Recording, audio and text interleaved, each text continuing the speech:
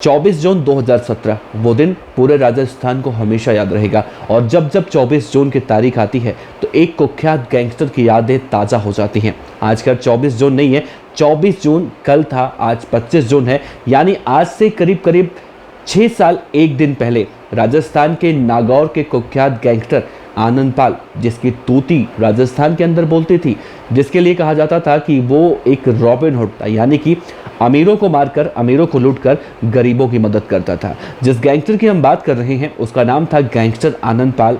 आज उसके मौत को, उसके एनकाउंटर को 6 साल एक दिन का वक्त बीत चुका है, लेकिन आज एक बार फिर से आनंद पाल चर्चा में आ चुका है। तो आज के इस वीडियो में हम आनंद पाल के बारे में बात करेंगे। इससे पहले भी आनंद पाल को लेकर हम कई वीडियो बना चुके हैं, लेकिन उसके एनकाउंटर को जब 6 साल का वक्त गुजरा तो उसके एनकाउंटर वाले दिन, खास तौर से 24 जून के दिन राजस्थान के अंदर क्या हुआ, और ख़ास तौर से एक चीज़ और देखी जा रही है कि पुलिस प्रशासन की नींदें उड़ चुकी हैं। आनंद पाल गैंग जो कहा जा रहा था कि खामोश हो चुकी है, वो खामोश नहीं है, बल्कि आनंद पाल गैंग एक बार फिर से एक्टिव हो चुकी है। तो आनंद पाल के बारे में चर्चा तो करेंगे, लेकिन आनंद पाल के साथ साथ एक और गैंगस्टर की बात करेंगे जो अपने आप को आनंद पाल के टक्कर का गैंगस्टर बताने की होड़ में लगा हुआ है। यानी कि जैसा फोटो आनंद पाल खिंचवाया करता था, जो तस्वीर आनंद पाल खिंचवाया करता था, ठीक उसी पोजीशन में वो गैंगस्टर भी अपनी तस्वीरें खिंचवाता है। इस गैंगस्टर के नाम बताने की हमें शायद आपको ज़रूरत नहीं है, क्योंकि इसका चेहरा आज के मौजूदा वक्त में इतना ज़्यादा चर्चित हो चुका है कि लोग इसके नाम तक से खौफ खाते हैं। हम आज इस गैंगस्टर की तुलना आनंद पाल से करने वाले हैं, और इसमें एक चीज़ और देखी जा रही है कि न सिर्फ तुलना, बल्कि आनंद पाल की गैंग कहीं ना कहीं इनडायरेक्टली रूप से आप कह सकते हैं कि जो उत्तर भारत में 2 सिंडिकेट बटा हुआ है, उसमें लॉरेंस बिश्नोई का जो गैंग है, उसकी गैंग में आनंद पाल की गैंग के लोग जो जिंदा बच गए थे वो अब मिलकर काम कर रहे हैं। तो राजस्थान की पुलिस आज से 6 साल एक दिन पहले जब आनंद पाल का एनकाउंटर कर चुकी थी, उस वक्त तो ये लगा था कि अब राजस्थान के अंदर सब कुछ ठीक हो जाएगा, लेकिन क्या ठीक हुआ? अब आनंद पाल की मौत के 6 साल एक दिन गुजर जाने के बाद राजस्थान के अंदर माहौल क्या है, तो इन सब बातों पर चर्चा करेंगे। साथ ही और बहुत सारी बातें हैं ऐसी आनंद पाल से जुड़ी हुई, जिनको लेकर आज के इस वीडियो में हम आपसे रूबरू होंगे, आपको बताने की कोशिश करेंगे। तो आपसे एक रिक्वेस्ट करते हैं कि हो सकता है ये वीडियो थोड़ी सी बड़ी हो जाए, तो इसको पूरा देखिएगा, क्योंकि आनंद पाल के बारे में जब जब चर्चा होती है तो आनंद पाल के समर्थक इतने ज़्यादा हैं कि ये वीडियो अपने आप लाखों की संख्या में पहुंच जाएगी, कब पता नहीं चलता। तो चलिए इस वीडियो की शुरुआत करें। उससे पहले हम आपसे बता दें कि हम अपराध की खबरें आपको ज़रूर बताते हैं, लेकिन किसी भी तरह से अपराध को बढ़ावा देने की बात नहीं करते हैं। हमारा उद्देश्य होता है सिर्फ और सिर्फ जागरूक करना। तो आइए इस वीडियो की शुरुआत करते हैं। नमस्कार, मेरा नाम है देवनाथ पांडे। जैसा कि आप सब रोज़ जानते हैं कि हम रोज़ाना आपसे रूबरू होकर अपराध की दुनिया की खबरें आपसे साझा करते हैं, शेयर करते हैं। इसी कड़ी में आज खबर आनंद पाल को लेकर। तो ध्यान से देखिए, पहली तस्वीर आनंद पाल यही है जो नागौर जिले का रहने वाला था। और एक वक्त ऐसा था राजस्थान के अंदर कि आनंद पाल को लेकर कहा जाता था कि आनंद पाल एक ऐसा कुख्यात गैंगस्टर है जो लोगों को पिंजरे में कैद करके तड़पा कर मारता था। हालांकि सबकी अपनी अलग अलग राय हैं, सबकी अलग अलग भ्रांतियां हैं, सोच समझ है। कुछ लोग इस तरह की बातें करते हैं कि पिंजरे में रखकर मारता था, तो कुछ लोग कहते हैं कि आनंद पाल एक अच्छा लड़का था और उसे गैंगस्टर बनने के लिए मजबूर किया गया था, और वो हमेशा से अपने समाज के लोगों से या फिर दूसरे के समाज के लोगों से, खासतौर से जो युवा वर्ग के लोग हैं, उन्हें वो हमेशा कहा करता था कि अपराध की दुनिया में मत आना। यहाँ का जो अंजाम होता है अपराध की दुनिया में आने का, मेरा देख लो, मेरे साथ क्या हो रहा है। तो आनंद पाल कुछ इस तरह से बातें करता है। तो हालांकि अलग अलग रिपोर्टों में, अलग अलग कही सुनी बातों में अलग अलग बातें देखने को मिलती रहती हैं, लेकिन अब जो चर्चा हम सबसे पहले आपसे करने जा रहे हैं, उस चर्चा के बारे में सुन लेते हैं। तो जैसा कि हम लॉरेंस बिश्नोई से तुलना करने वाले थे, बाद में हम ये भी बताने वाले थे कि आज 6 साल एक दिन बाद क्या कुछ हुआ है। तो ध्यान से देखिए, इन दोनों तस्वीर को मैं आपको दिखाने की कोशिश कर रहा हूँ। एक तरफ आपको आनंद पाल देखने को मिल रहा होगा और दूसरी तरफ लॉरेंस बिश्नोई देखने को मिल रहा होगा। दोनों अपने आप में कुख्यात गैंगस्टर थे। आनंद पाल जब गैंगस्टर के पूरे चरम सीमा पर था, मतलब एक बड़ा कुख्यात बदमाश था, उस वक्त शायद लॉरेंस बिश्नोई का कहीं नामो निशान नहीं था। और जब आनंद पाल की मौत हो गई, उसका एनकाउंटर हो गया, उसके बाद लॉरेंस बिश्नोई का नाम भी धीरे धीरे बहुत तेज़ी से आगे बढ़ा। और आज के मौजूदा वक्त में लॉरेंस बिश्नोई को एक तरह से कह सकते हैं, अगर हिंदुस्तान का सबसे बड़ा कुख्यात अगर गैंगस्टर कहा जाए तो शायद मैं गलत नहीं होऊंगा, आप भी गलत नहीं होंगे, क्योंकि सिद्धू मूसेवाला की हत्या करने के बाद लॉरेंस बिश्नोई को लोग अब हिंदुस्तान में हर जगह जानने लगे हैं। और शायद यही सबसे बड़ी वजह है कि लॉरेंस बिश्नोई के नाम पे लगातार थ्रेड भरे फ़ोन भी देखने को मिल रहे हैं, रंगदारी के लिए कॉल जा रही हैं। तो लॉरेंस बिश्नोई की गैंग में आनंद पाल गैंग के जो जिंदा बचे लोग थे वो मिलकर अपराध की दुनिया में अपना वर्चस्व फैलाने की कोशिश कर रहे हैं। लेकिन कल हमें देखने को मिला जब आनंद पाल का 6 साल उसके एनकाउंटर को हो चुका है। कहा जाता है कि आनंद पाल का जब जब इस तरह से उसकी बरसी आती है तो आनंद पाल के समर्थक उसे याद करते हैं, ना सिर्फ उसे याद करते हैं बल्कि आनंद पाल के बारे में कहा जाता है कि वो एक गैंगस्टर था, लेकिन उसे अच्छा गैंगस्टर कहते हैं। और जब जब उसकी बरसी आती है तो उसके समर्थक हज़ारों की संख्या में इकट्ठा होते हैं और ब्लड डोनेट करते हैं। कल भी हमें देखने को मिला हज़ारों की संख्या में लोग ब्लड डोनेट करने पहुँचे, और ब्लड डोनेट करने पहुँचे तो पहुँचे, उनके पेशेंस का अंदाज़ा आप इस बात से लगा सकते हैं कि जब हम कहीं एटीएम से पैसा निकालने के लिए जाते हैं और हमें थोड़ी सी देर होती है, यानी कि अंदर मशीन के पास गया व्यक्ति अगर 2-3 मिनट लेट हो जाता है तो हम बहुत एग्रेसिव हो जाते हैं और सोचते हैं कि भाई इसको पैसा निकालने नहीं आता क्या, हम लोग लाइन में खड़े हैं। लेकिन कल ऐसा देखने को नहीं मिला। आनंद पाल की बरसी के दिन जो लोग ब्लड डोनेट करने पहुंचे थे वो घंटों लाइन में लगकर रक्तदान कर रहे थे। उन्हें किसी भी बात की जल्दी नहीं थी कि उनका नंबर कब आएगा। और इन सब में महिलाओं ने भी बढ़ चढ़कर हिस्सा लिया। ये कहीं ना कहीं ये बताने की कोशिश की जा रही है, या इसे आप इस तरह से समझ सकते हैं कि आनंद पाल को आज भी 6 साल उसके मौत को हो जाने के बाद भी लोग उसे किस तरह से याद करते हैं। खैर, इस मौके पर इस वक्त वहाँ पर पुलिस प्रशासन का कड़ा पहरा था ताकि किसी भी तरह की कोई हताहत देखने को ना मिले।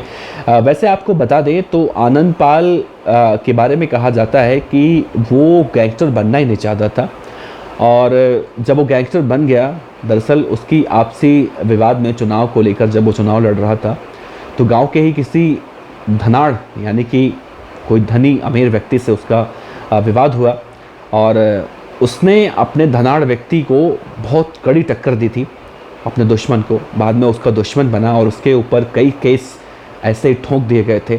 और इन्हीं सब बातों का बदला लेने के लिए आनंद पाल ने हथियार उठाया था, और इसके पीछे उसका पूरा करियर तबाह हो गया था। और आनंद पाल जब एक बार जुर्म की दुनिया में आ गया तो जीवन राम गोदारा या फिर बलबीर बानुड़ा, गैंगस्टर राजू ठेहट, ये सब नाम धीरे धीरे करके चर्चा में आने लगे। खैर, अब देखा जाए इस पूरे जो कड़ी में जब आनंद पाल के जो 7 दोस्त और दुश्मन हुआ करते थे, आज के मौजूदा वक्त में देखा जाए तो शायद कोई बचा नहीं है।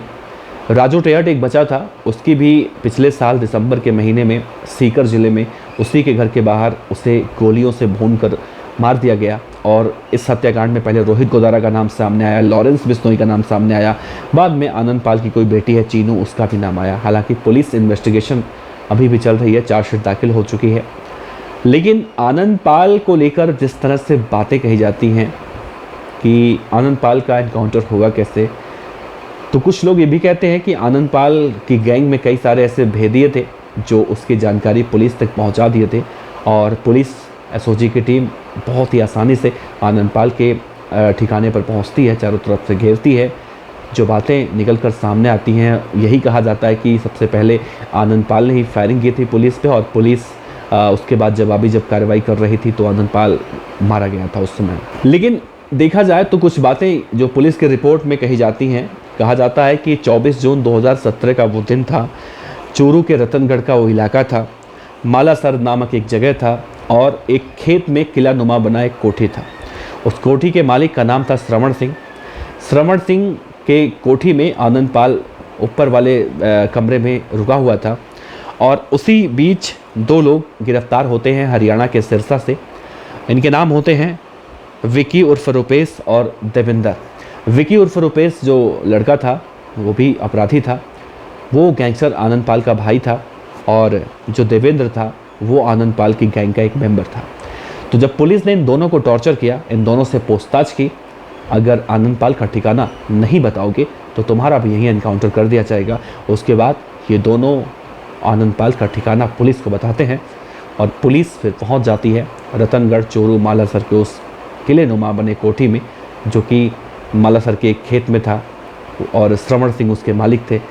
चारों तरफ से कोठी को घेरा जाता है और आनंद पाल के ऊपर एक के बाद एक कई फायरिंग की जाती है।